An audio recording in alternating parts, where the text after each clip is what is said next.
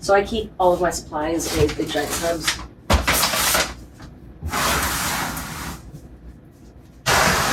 And then I've got my recipe for bags that I will put in the description. And I'm multiplying this by 4, so 25-pound bags. So 900 grams of cocoa, so that would be 3,600.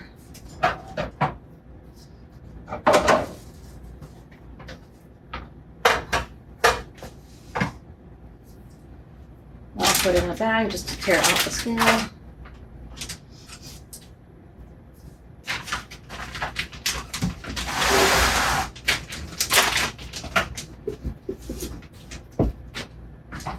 Break this up a little bit.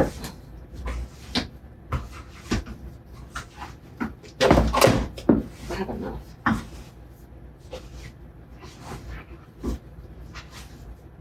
So my cocoa is hydrated to field capacity. So that's what it looks like.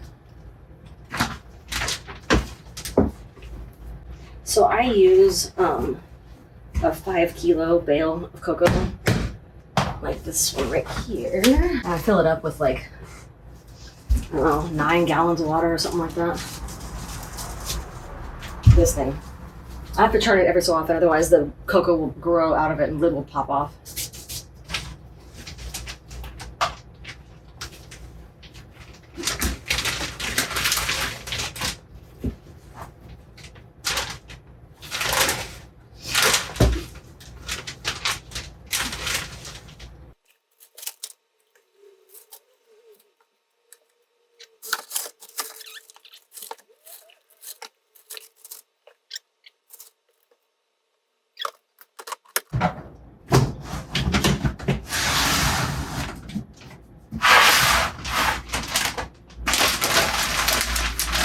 Now we go on to the millet.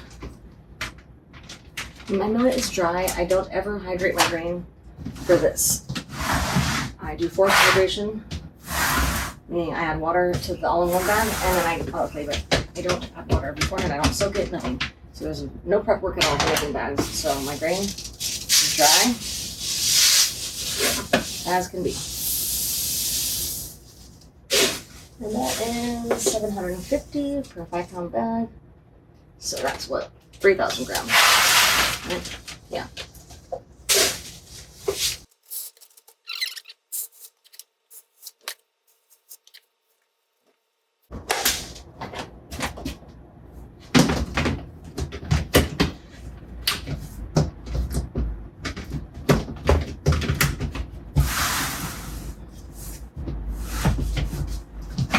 I don't use gypsum, I never have. So I don't use CBG, I've never used CBG. I don't intend on using CBG, I need to.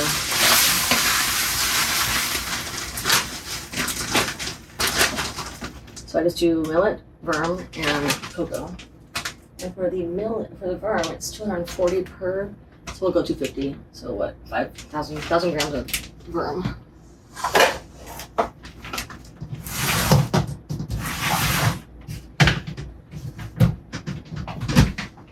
My vermiculite is hydrated. It's fluffy. It's not soaking wet, but it is hydrated.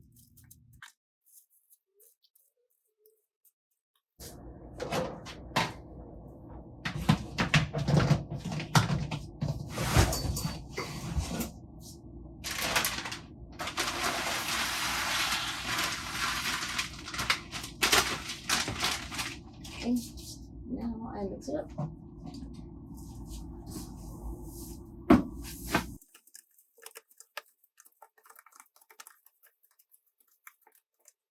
The millet tends to stay on the bottom, so I just tip it up and stir it around that way as well.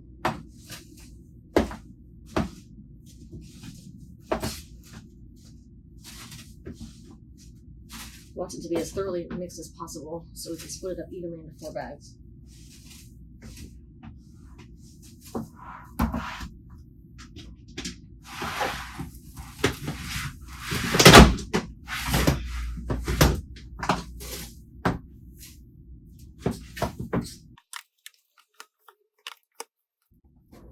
Now we're going to add the water.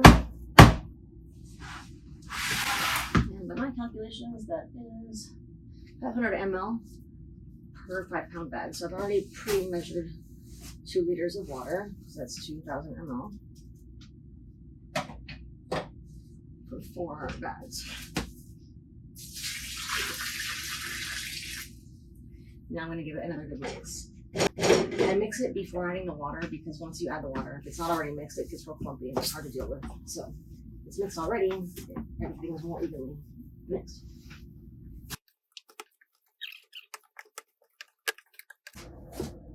Again, I like to get the stuff off the bottom that's on the bottom and mix it around in the middle and everything, because otherwise everything that's wet will stick to the bottom. So I want to get it nice and homogenized.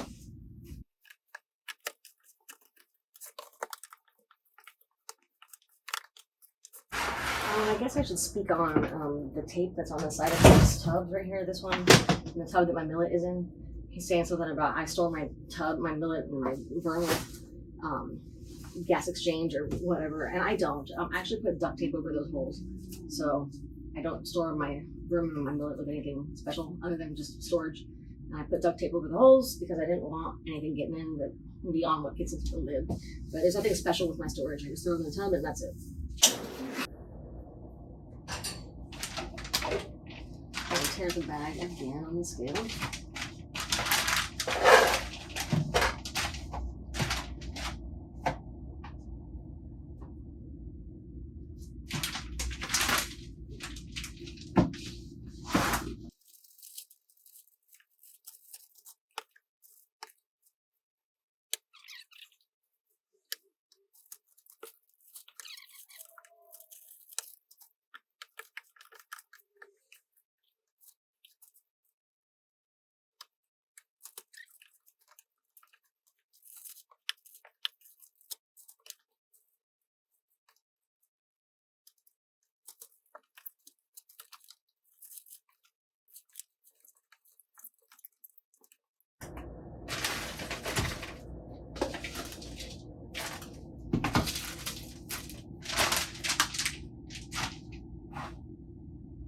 I was right on the money.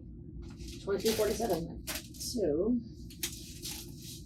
now I'm going to clean off the tops of the bags. And the reason I saw somebody say this a long time ago, like when I was brand new, on a video or something that I read. I don't know, something I read, something I watched.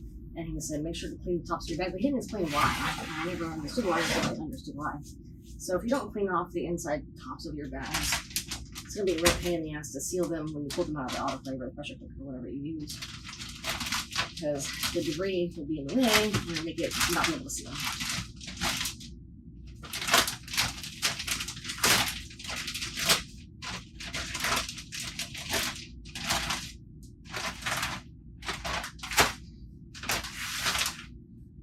For the love of Pete, do not put sealed bags in the autoclave ever. Unless you like having a, if you use a pressure cooker, especially if you like having a bent up pressure cooker. One that bows out on the bottom.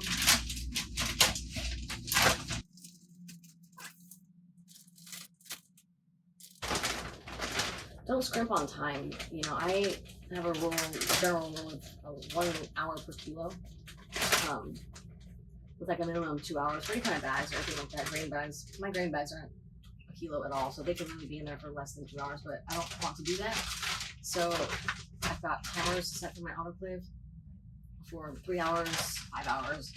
These are 5-pound bags, so 2 kilos and a half. So I have a timer for 3 hours for them. And then I don't start my time on my timing until after I get to pressure. So I go ahead and run my cycle for 4 hours just to give it time to get to pressure. It takes 45 minutes after being at temperature, or sorry, to get to temperature before getting to pressure. It takes 45 minutes, which does not count at all. So then I just roll my bag up nice and neat, and then when I'm ready, I will load them all into the autoclave.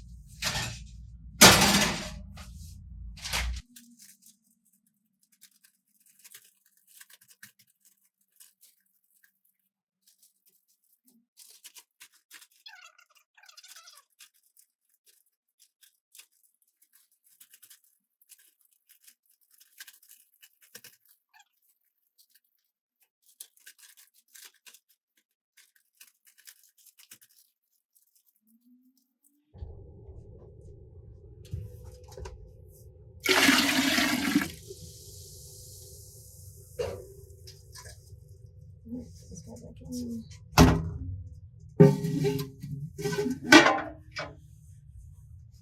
Okay. So the bags have been wrapped tightly, no air pockets inside.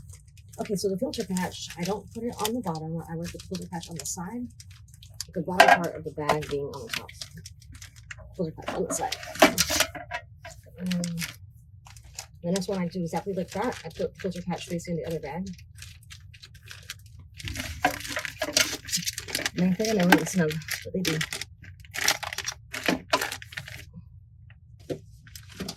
And this is just a small All-American. It's 25 for it. So the next row I stagger it so I have to go the other direction. So we're going opposite ways. Or this sideways.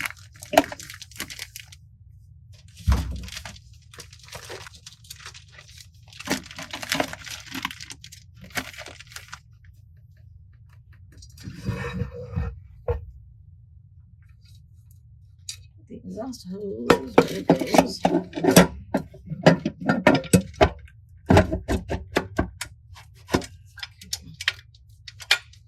And when tightening your lid, make sure you do both sides at the same time.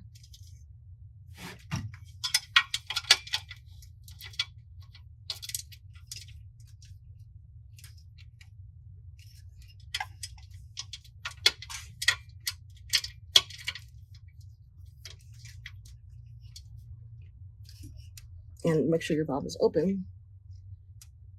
And that's it. So I'm going to tell Alexa to turn this on, and for 45 minutes it will heat up with the pressure release valve open. After at which time 45 minutes goes by, Alexa tells me to close it and to turn down my temperature.